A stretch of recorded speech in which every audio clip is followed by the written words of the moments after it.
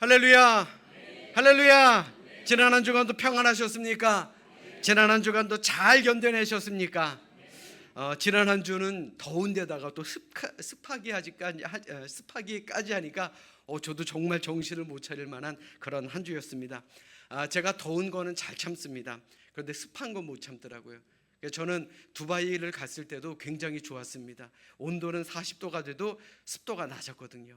그런데 습한 거는 정말 못 참겠더라고요.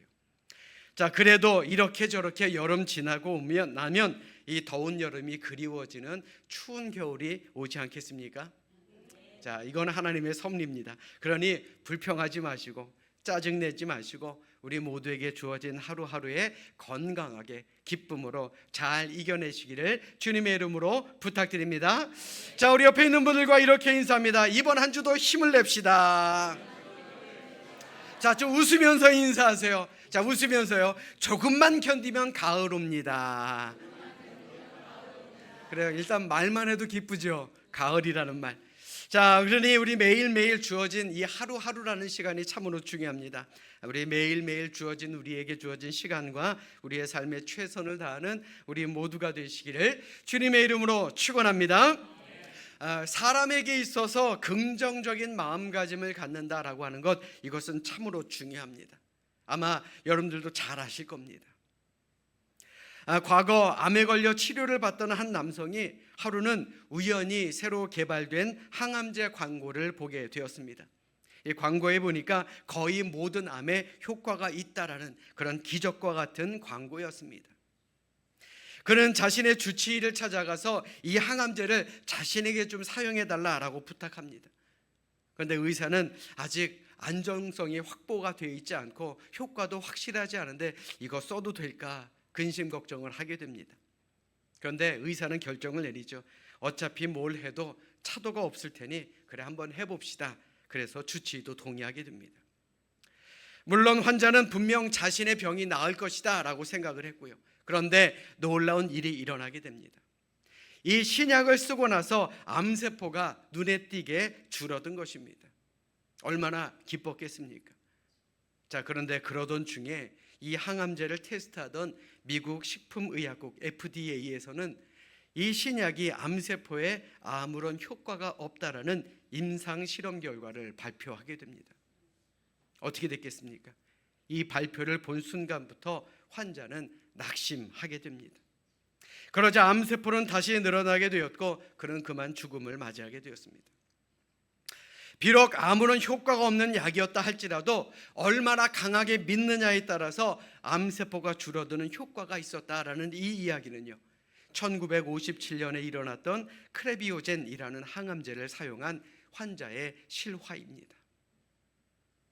여러분들에게 입이 닳도록 말씀드리지만 긍정의 힘이라고 하는 건 이것은 굉장히 중요합니다. 이는 오늘을 사는 우리도 마찬가지입니다. 매사에 긍정적인 생각을 가지고 사는 사람이 실제의 삶도 긍정적으로 바뀔 수 있는 것 아니겠습니까? 아멘. 자, 이 자리에 있는 우리 모두 하나님께서 이번 한 주도 우리에게 큰 은혜를 주실 것을 믿으며 우리 성경을 높이 드시고 우리의 믿음을 고백하겠습니다. 자, 우리 성경을 높이 드십니다. 저는 예수 믿어 구원받았습니다. 저는 예수 믿어 하나님 자녀 되었습니다. 저는 예수 믿어 천국 백성 되었습니다. 하나님께서 선물로 주신 오늘 하나님 말씀으로 가르침을 받습니다. 눈을 열어 주의 법 안에 있는 놀라운 진리를 보고 깨닫게 하소서. 아멘으로 순종하여 하나님께 영광 돌리는 삶이 되게 하소서. 아멘. 그럼 복된 삶을 살아가시기를 주님의 이름으로 축원합니다. 조금 전에도 말씀드린 것처럼 긍정적인 마음을 갖고 사는 것, 이것은 참으로 중요합니다. 자, 그런데요, 우리에게 긍정의 마음을 빼앗는 것들이 있습니다. 그 중에 하나가 바로 우리 마음 깊은 곳에 있는 상처입니다. 여러분 한번 생각해 보십시오. 예수 믿는 사람이라고 상처가 없습니까? 목회자라고 해서 상처 하나 없이 목회를 할 수 있을까요? 결코 아닐 것입니다. 아마 오늘 이 예배에 참석하신 분들 중에도 마음에 깊은 상처가 있는 분들도 분명히 있을 것입니다. 그런데 중요한 것은 무엇입니까? 이 상처들은 반드시 치유가 되고 회복이 되어야 한다라는 겁니다. 왜냐하면 우리에게 있는 상처가 치유되지 않고 회복되지 않으면 나 스스로가 나에게 더 큰 상처를 주는 것은 물론이요, 다른 사람들에게도 내 상처를 똑같이 주는 결과를 가져오기 때문에 그렇습니다. 그래서 상처는 반드시 치유가 되고 회복이 되어야 한다는 것입니다. 오늘 본문의 말씀은 한 사람의 상처가 얼마나 멋지게 치유되고 회복되었는가를 우리에게 보여주는 말씀입니다. 우선 본문을 살펴보면 예루살렘 성전 앞에는 나면서부터 안전뱅이가 된 사람이 있었습니다. 지금도요, 신체적으로 정신적으로 장애를 가지고 살아가기가 결코 쉽지 않습니다. 하물며 2000년 전에는 더욱 힘들지 않았겠습니까?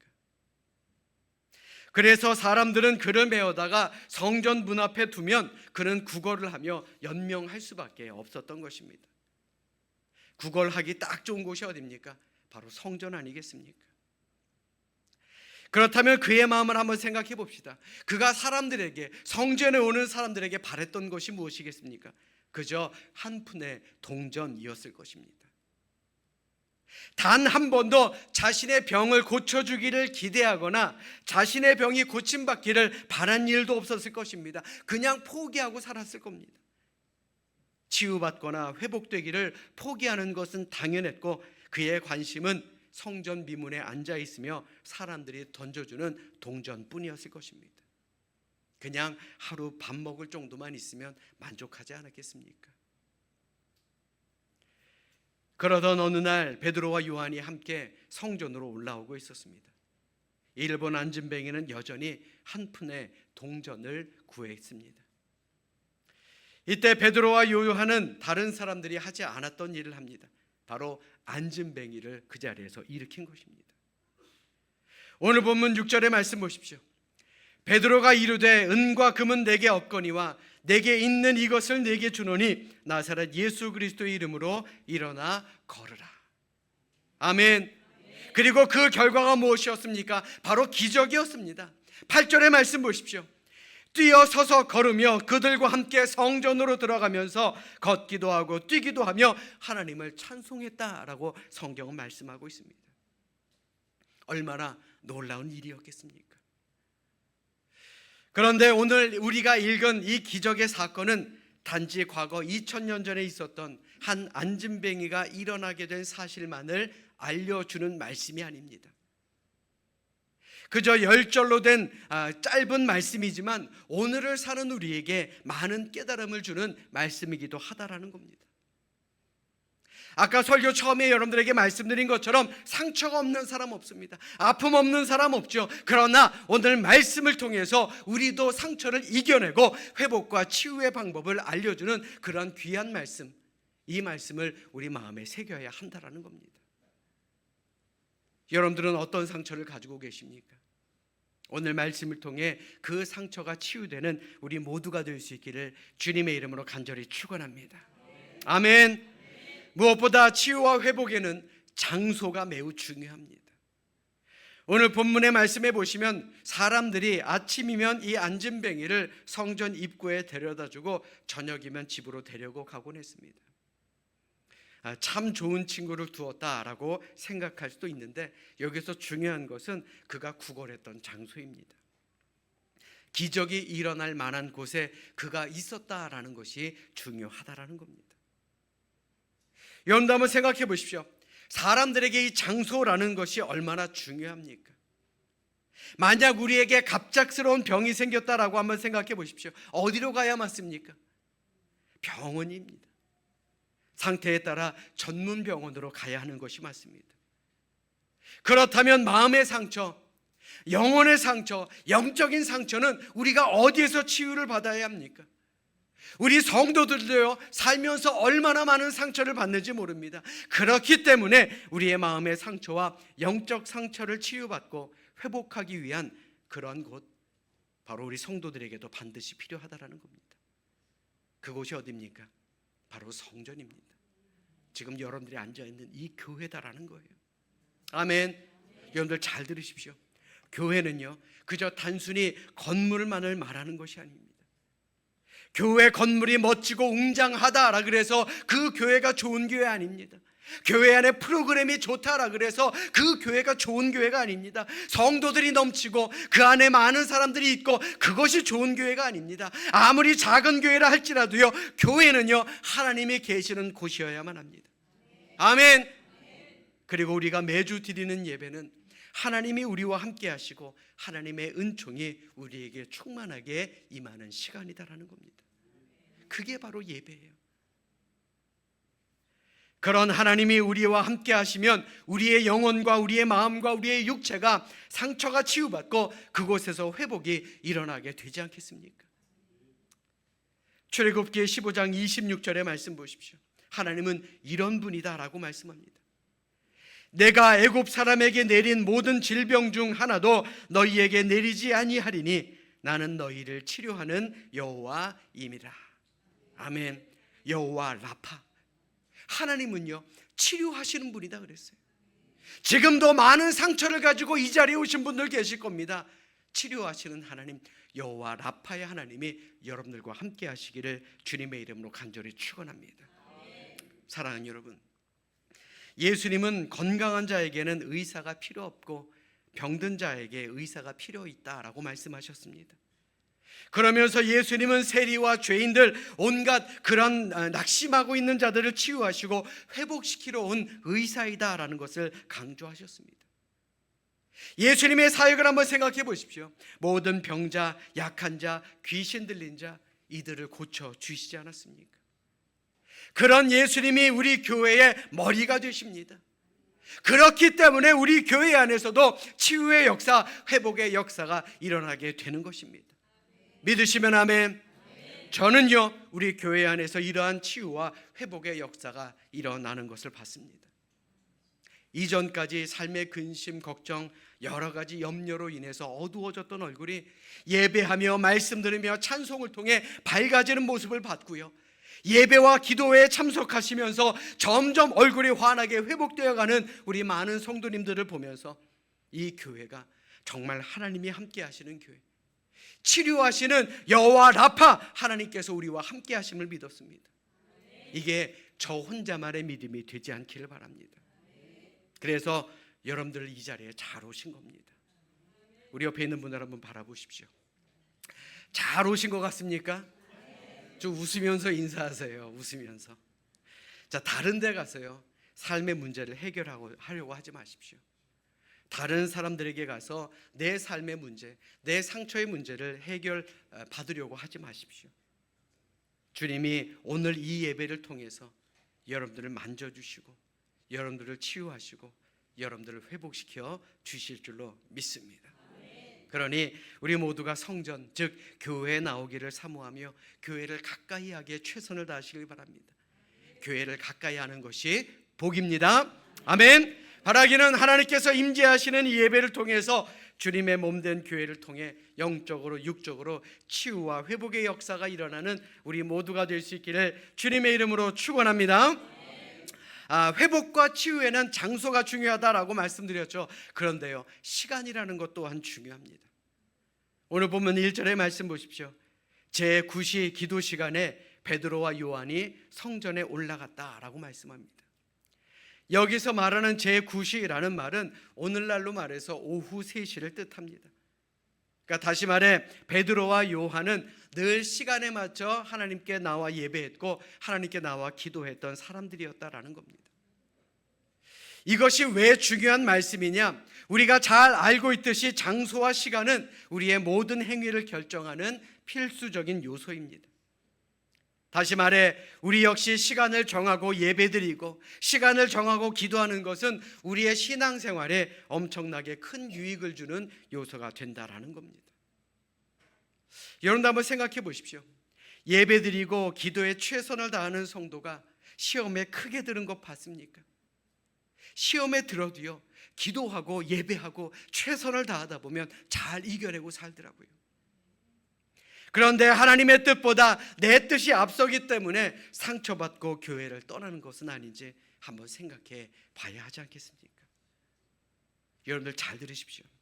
우리 그리스도인들도요, 때로는 상처를 받습니다. 그러나 최선을 다해 예배하고 최선을 다해 기도하는 가운데 우리는 하나님의 치유를 경험할 수 있게 되는 겁니다.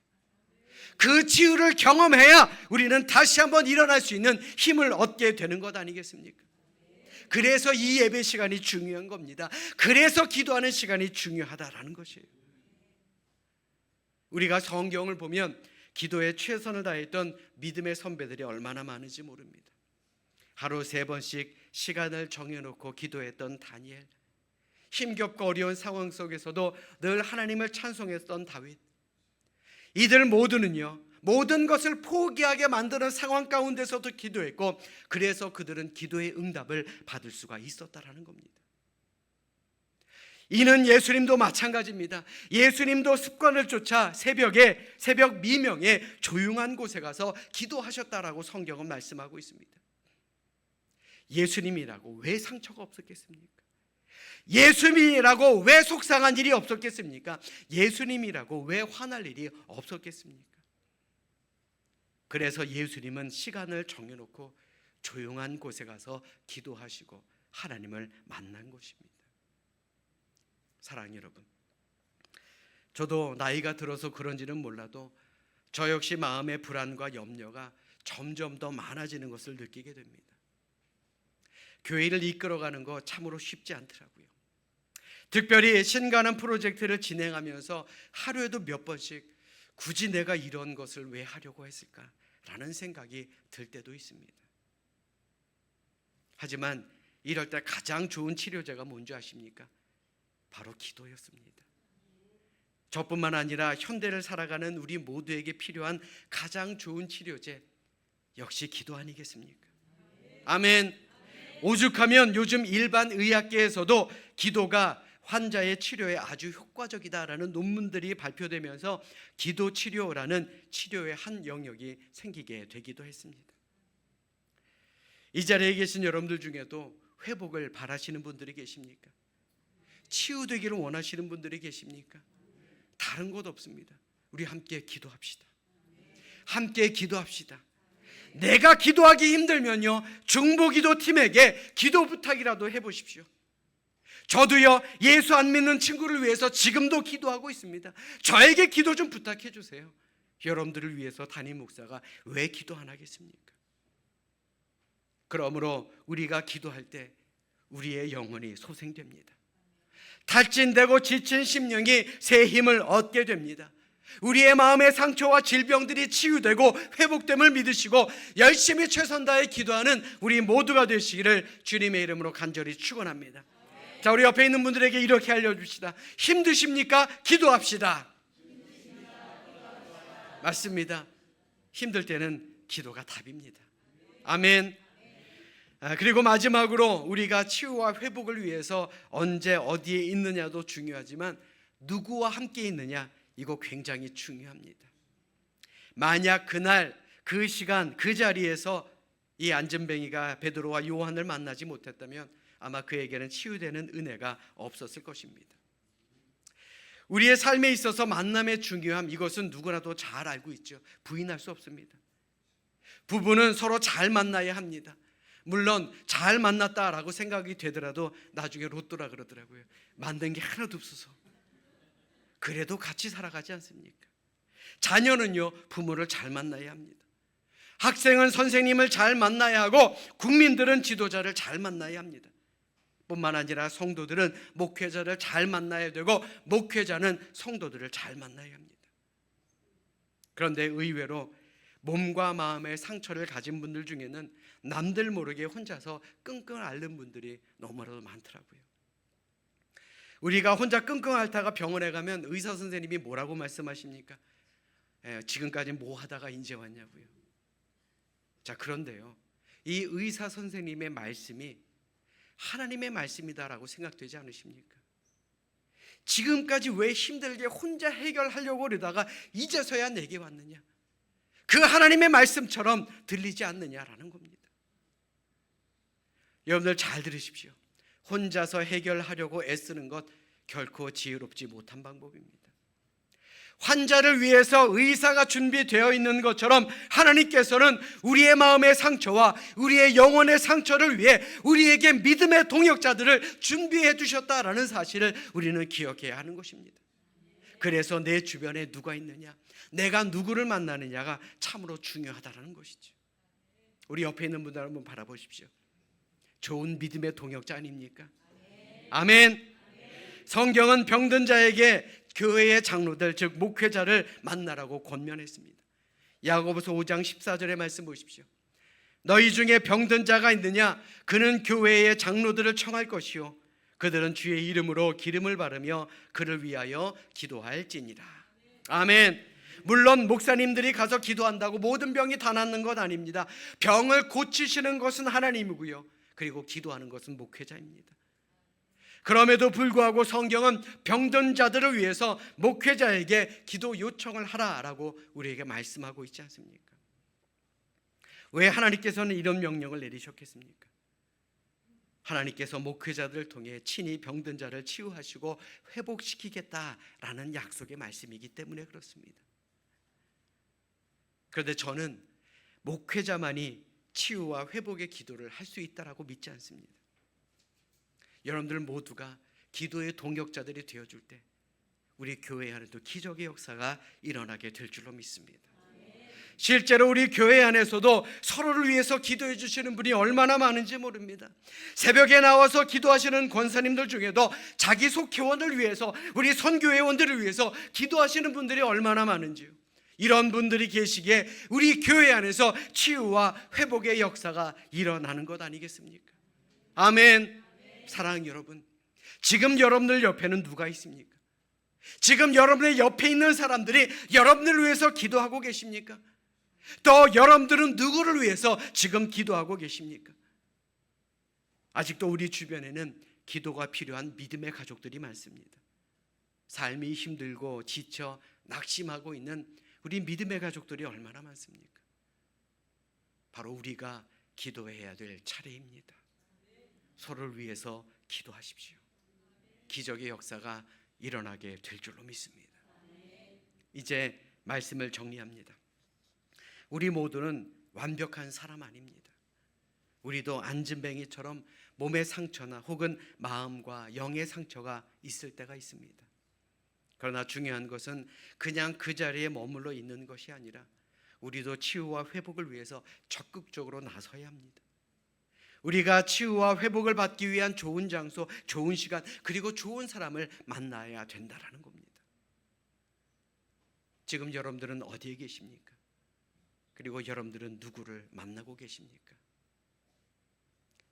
이 시간 진정으로 바라기는 구하고 찾고 두드리는 적극적인 믿음의 행동을 통해 이 자리에 있는 우리 모두가 이번 한 주간도 영적으로 그리고 육적으로 건강을 온전하게 회복하시고 치유받는 은혜의 역사, 기적과 같은 역사를 체험하는 우리 모두가 되시기를 주님의 이름으로 축원합니다.